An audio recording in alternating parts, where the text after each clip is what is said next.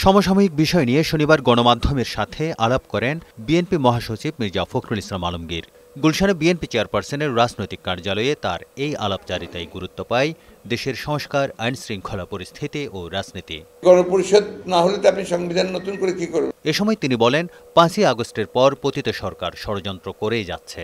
ভারত থেকে শেখ হাসিনার বক্তব্য নেতিবাচক প্রভাব ফেলেছে নানা জায়গায় হামলা ও পাহাড়ে অশান্তির ক্ষেত্রে। শেখ হাসিনা পার্শ্ববর্তী দেশের থেকে যে সমস্ত কথা বলছেন তা কতটুকু সত্য মিথ্যা আমি জানি না, কিন্তু সেই কথাগুলো কিন্তু এখানে একটা বড় ইম্প্যাক্ট তৈরি করছে। এখানে মূলত শুধু কি হিল ট্যাক্সের প্রবলেম তা বোধহয় না, ওখানে সোশ্যাল প্রবলেমগুলো আছে, কিন্তু এই প্রবলেমগুলো তো আমরা সলভ করিনি দীর্ঘকাল ধরে। আওয়ামী লীগ গভর্নমেন্ট এত কথা বলেছে, চুক্তি করেছে, তারাও কিন্তু সেই প্রবলেমটা সলভ করেনি। সো এটাকে একদিনে তো আপনি পারবেন না, বসতে হবে, কথা বলতে হবে। রাজনৈতিক দলগুলোর সাথে সরকারের আলোচনায় বসা উচিত বলে মনে করেন মির্জা ফখরুল। বিরাজনীতিকরণের চেষ্টা ভালো হবে না বলেও সতর্ক করেন তিনি। বলেন, শেখ হাসিনা যদি সত্যিকারের রাজনীতিবিদ হয়ে থাকেন তবে আইনের মুখোমুখি হওয়া উচিত। নোবডি ইজ অ্যাবভ আপনার ল।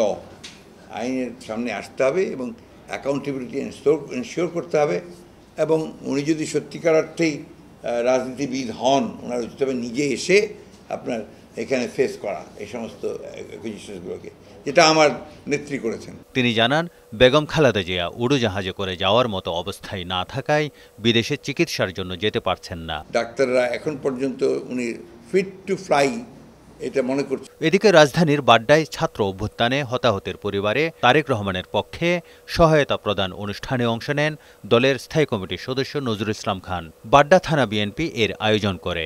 এ সময় নজরুল ইসলাম খান বলেন, সারা দেশে হতাহতের পাশে আছে বিএনপি।